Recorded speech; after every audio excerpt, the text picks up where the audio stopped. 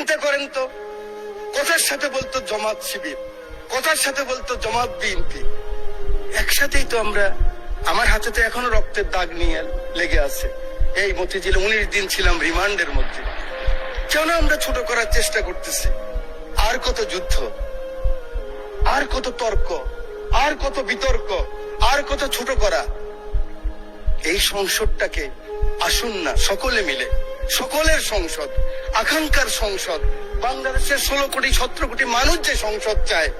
আমি এখানে যত কথাই বলি, আমি মনে করি আপনাকে ঘায়েল করেছি, আপনি মনে করেন আমাকে ঘায়েল করেছেন, কিন্তু বাংলার কৃষক, বাংলার শ্রমিক, বাংলার জেলে, সে কিন্তু বোঝে আমার কথা সঠিক না আপনার কথা সঠিক। পরের জন্য যুদ্ধ করেছি অনেক, এবার তোমার আর আমার যুদ্ধ। যদি বলো এত যুদ্ধ করে কি পেয়েছি? তিউনিসিয়ায় পেয়েছি জয়, উগান্ডায় পেয়েছি জনগণের ভালোবাসা, আর প্রতিবেশী বার্মায় পেলাম ঘরে ফেরার তাগাদা।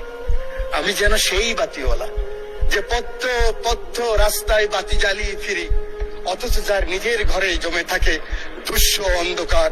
এই অন্ধকার আমরা কাটাতে চাই, এই অমনুষ্য থেকে বের হতে চাই। আমার হাতে তো এখনো রক্তের দাগ নিয়ে লেগে আছে। এই মতিঝিলে 19 দিন ছিলাম রিমান্ডের মধ্যে। মানুষ আর এই হিংসা প্রতিহিংসা আর দেখতে চায় না। আমার মহাসচিব মহোদয় এখানে বসা আছেন, আমার মহাসচিব মহোদয়কে হেলমেট পরাই নিয়ে গেছি, নাম বলতে পারলাম না, একজন সেনাবাহিনীর প্রধানের সাথে মিটিং করার জন্য আজকের কৃষিমন্ত্রীর বাসায়। কারণ ওটা বেশি দিন নয়, 23 সালের কথা বলছি। জীবনের বাজি নিয়েই কথাগুলি করেছি আমরা। আমার নেত্রী 1/11 আমার নেতাকে যখন নিয়ে গেল খবর পেলাম আমি, কারণ 7 দিন আগে শেষ দিন আমার দেখা হয়েছিল আমার নেতা তারেক রহমানের সাথে, বেগম খালেদা জিয়ার সাথে 1/11 পরে হাওয়া ভবনে। সেদিন ছিল ওনার শেষ দিন। খবর পেলাম ওনাকে নিয়ে গেছে, ঢুকে গিয়েছে।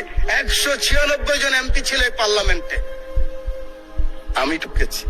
আমার নেত্রীকে দেখেছি একজন মা, তার সন্তানের জন্য কি আকুতি, কি কান্না, কি বেদনা বিধুর আমি দেখেছি।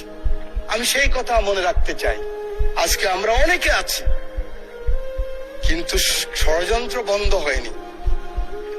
জাতীয়তাবাদী নেতাদেরকে বেঁচে থাকতে হলে অনেক যুদ্ধ করতে হয়, ঐক্যবদ্ধ থাকতে হয়।